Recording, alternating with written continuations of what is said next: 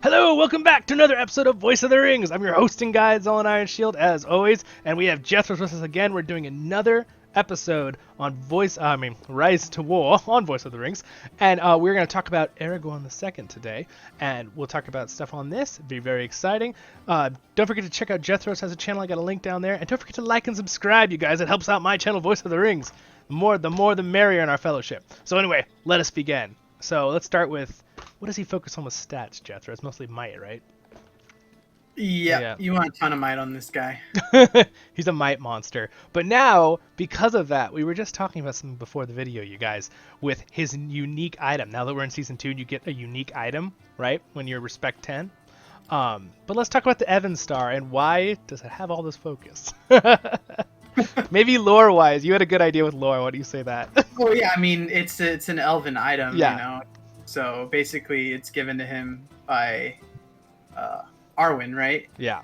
So yeah, so It basically, makes sense. it's Yeah. it to him, and it's an elven item. So I'm not magical. surprised it has focus on it. It just seems weird game sense wise because he doesn't have anything that scales with it. But you know, as you guys know, focus does help to mitigate damage for your army. It gives a little damage reduction based on your max focus. So yeah, it's pretty good. Yeah, that's my thoughts too. It's the only reason that I think it would be helpful is to it help protect his army and himself from magic damage. But his ability is pretty cool. Every round, allied recover 5% HP, and he has the special taunt, which is interesting for elves and men. Manish units with the highest defense absorb at normal attacks from directed at elven units, which is pretty cool. It's kind of like what Gimli and Legolas has for dwarves and elves. But Yeah. he has it on this item for men and elves, which is pretty cool.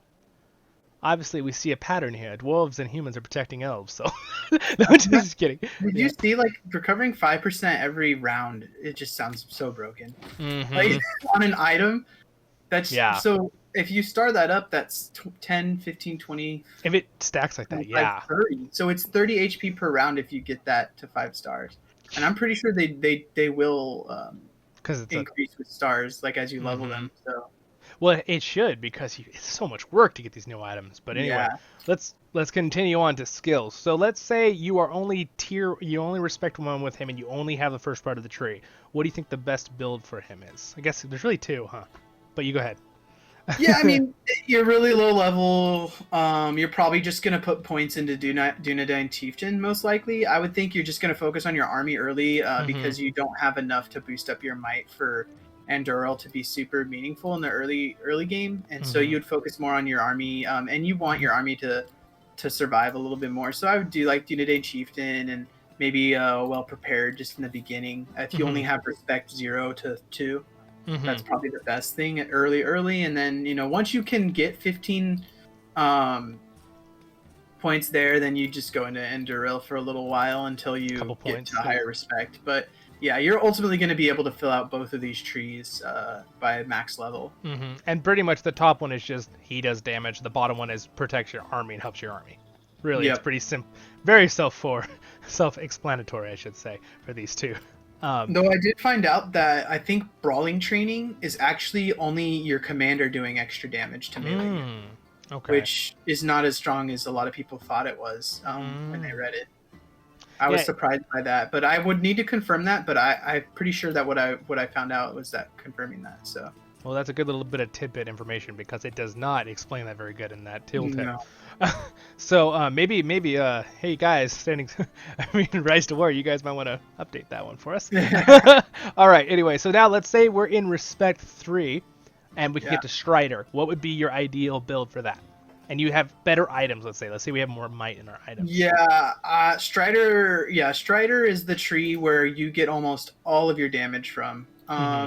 Because honestly, Raid is an insanely strong damage ability, and when you when you stack that with how Strider gives you so much base stats from your equipment, you get really high might levels on this character, and you can do tons and tons of damage.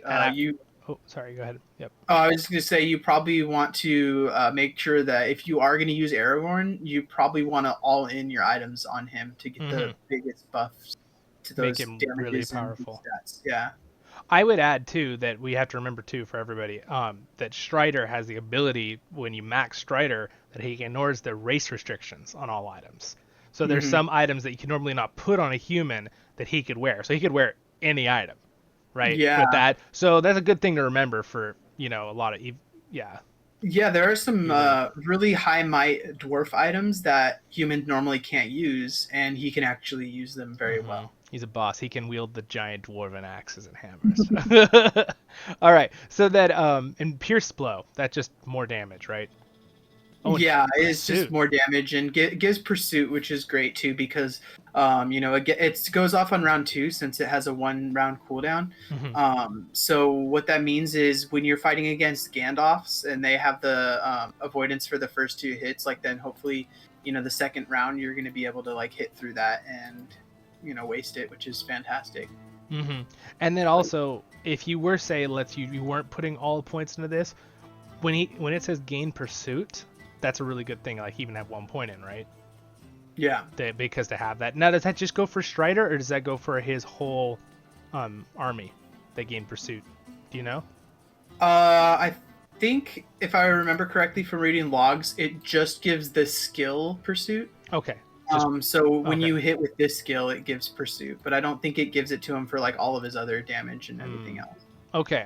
And let me read raid because it's slightly covered by our cameras. So raid 1 round against 1 enemy targets, deals a certain amount of percent damage, physical damage, and has a 50% chance of dealing additional percent damage. So it's pretty powerful. It's a double hit almost, really. Yeah, it goes sometimes. off round 1 too, which is actually super important because That's normally what this means at the beginning. if you don't have the round 2 of the 2-round cooldown, then it would be going off on round 3, and then it would go off on round 6, and then it would go off one last time at round 9. Yeah. But because it starts off at round 1, it goes off on 1, 4, 6, and I think, what is it, 8? And then I think it does go off again on 10? At 10. Or something like that. I think you get it off more because of the round. If you have one more extra hit on it. I might have done that wrong, but I think it does give you one more extra hit. You're adding 2 each time, so 1, so it goes to 3 or 5. No, it would go to 4. It would go 1, go 4. Yeah. 4. It's 2, right? Yeah. 1, 4, 7, 9. 9. Okay. But before it would have skipped 1 at the end, right? It wouldn't have gotten to 11 because it would have started a couple in. It would be 3, 6. 3, 6, 9? That's not right. All right, we'll have to. Anyways, whatever. This isn't important, but you guys get it. Main thing you have to remember is round 1. It goes off. This is really important when you see skills and it says in parentheses round 1 before it says how many targets it hits or whatever. That's really cool. Very few of skills actually do that. 1, 4, so 7, really 10. Important. That's what it is. 1, 4, 7, 10. That's 4 hits of it. Sweet. And if we're just going off on round 3, it would only have 3 hits of it. So it's getting you an extra hit. It's an extra hit, and not on top. And on top of that, it's all that's really cool. It actually has a double hit too within it. So yeah, raid's pretty awesome. That's pretty freaking awesome. Wow. Absolutely. All right. Well, I feel better now because it was driving me crazy too. I was like, I gotta figure it out. So anyway, so what if you have full respect? Like, what would be your ideal build? What do you use on it? Ideal build, full 5 respect. There's two builds. You got your all damage build, which is from your full on Aragorn. You do, max Strider. Okay. You might even just do 14 points in Strider. You don't have to get the 15th if you're not using equipment that has a race restriction. Which would allow you to get all of raid still, right? Is that why you say 14? Right, because you can get 7 points in raid, 7 points in precise blow. Okay. With precise blow is only a 1-round cooldown, so that one's going off 5 times, which is great. Okay. And then you got raid, so you want to get those, and then you want to get Enduril, and you want weapons expertise even above Cold a Week. Okay. Because weapons expertise has a chance of every time he does damage, dealing extra damage. So basically he's got all these skills and attacks, and it has a chance of increasing all those. And so I once thought, oh, that's not that good, let me ignore it. And I was getting maybe like 180k damage at the higher levels with him. Then I put points into this one, and he was breaking the 200k mark really easily, like getting 240. Of course, I had some pretty good gear on him though. Okay. And then, so what about Hidden Air? What's the point of that one then? So you want 1 point in there to give him initiative for the combat. Okay. And I would do that. If you're just going for him doing tons of damage, then that's good. Putting extra points in here just isn't as worth it because you're giving up 15 points to max this. Mm-hmm. And I think you get more value out of leveling his other skills, like Andoril and okay. yeah, well, Enduril, yes, but more like I just mean skills like the ones that you can max out with Oh. 7 points. Mm-hmm. You're gonna Weapons get and more value out of piercing those blow. than doing maxing out here. Yeah. So it just depends on what your build is, though, because the other build that Okay. you were gonna ask about, right? Yeah. Is going to be maxing out Strider and maxing Hidden Air and getting Nobility for your men to do damage. Which is just a damage increase to men, flat. Mm-hmm. Like right, yeah. Yeah. You're down here. And if you do that, then you're going to get a lot out of your units from that too. So they're going to be doing a ton of extra damage, and that's going to be really great. I wouldn't really bother too much with the Dunedain Chieftain though with this build, like you might think, because I don't really think you get that much out of well prepared, and I think the flat defenses not really good after a certain point. You're kind of getting diminishing returns on your defenses. So plus 30 would be good on things that don't have a lot of defense. But with you wanting to deal damage with him, you want something that has like a little bit more defense already. So if you already have a heavy tank, then really, even if you have some items that are giving you might and maybe more defense for your army too, you really don't need this on top of it, is what you're saying. Better to have damage. I don't think it's going to be as useful as you think it is, but you could do it, and then you could get brawl training, and that would be really good for him to do this extra damage to melee units. Because once you break through their front line, you're going to be able to just decimate their back line with this guy. Now, when would you really use the top one there, Sun and Moon's Splendor, or whatever? Splendor? Yeah, Splendor.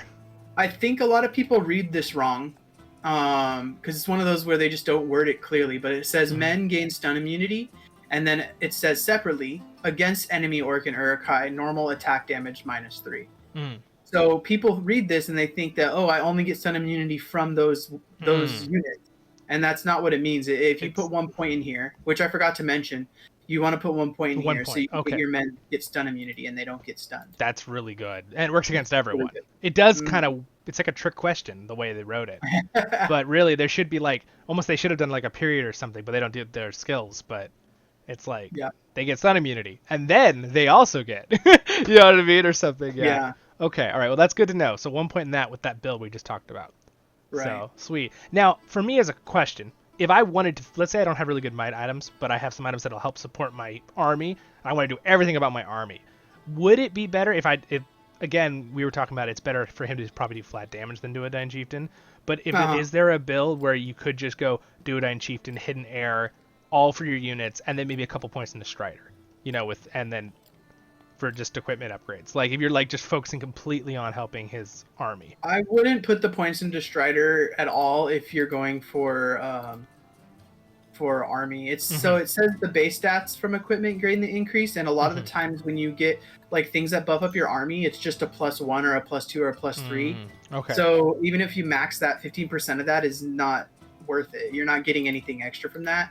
It's really more for things that are like high might, high focus, high speed. You're gonna get a lot more out of it because the numbers are just higher.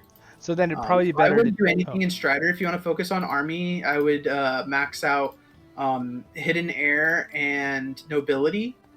Okay. And then I would max out Dunedain Chieftain and Enduril actually. Okay.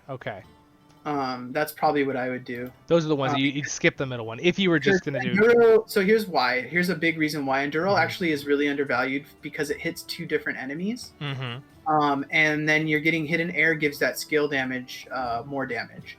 And so you're hitting 2 different enemies and you're getting extra damage on both of those hits. So you're going to get a lot more value. You're not wasting Hidden Air completely, and you're still getting a ton of damage for your men, and you're getting the extra durability healing, the extra health, and the defenses to make them last longer. So it's actually a really good build. It's not to be underestimated. It's really efficient for when you don't have great gear. Yeah, so that's like a third on the side build, if we can say. Yeah, if you're using like 3-star blues on him, then I would probably even recommend this build. Okay, all right, sweet. So we had 3 different builds then. You have the first one, which is going to be just the flat-out damage one, right, for his damage, and then the second one if you have tankier units. But still, well, he's doing a lot of the damage. So no matter what, he's a damage character. Is really what we've seen here. He just Yeah. uses it better. It's better to sacrifice a little defense for your army to go for his damage. But if you have not very good items for him, then it's better to go for maybe a slightly more defensive. But still, you're still going to forget Strider, and you're going to go for more damage with Anduril. You're still a better mathematically probably, and from what you've tested, right? I've only tested Yeah. a little bit, so I don't have too much knowledge on him. Yeah, I tested him quite a bit at the end of season 1. Okay, all right, sweet.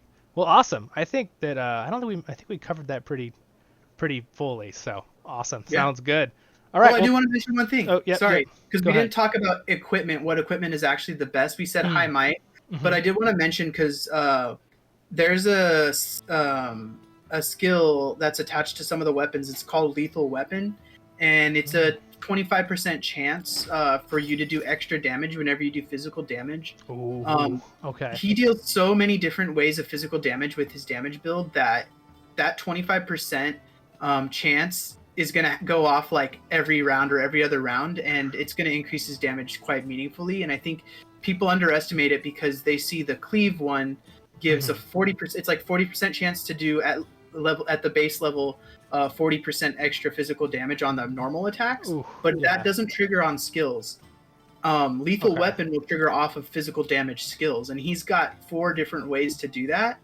Yeah. And one of those hits 2 different things, so you're going to have a lot of chances to trigger that. And I think people underestimate that. People don't realize that's on the Dawn weapon, and people don't like this army speed. Yeah. But really, it's really good for him because he's trying to dish out high damage and fast, and this is going to be huge for him. So don't underestimate that. That's sweet. Good. Great tip. I love it. All right, we should definitely we'll probably do a video, guys, on more item things. Jethro was just talking about that. So anyway, that'll be fun. So we'll have more coming up in the future. And then, again, thank you for joining us, Jethro. Really appreciate it. And that was, we covered some really good heroes today. All right. Well, you guys have a wonderful day in Middle-earth. And we're hosting guys all on Iron Shield as always. Don't forget to like and subscribe. Check out links down there. Got Jethro's channel down there too. And we'll see you in the next episode of Voice of the Rings.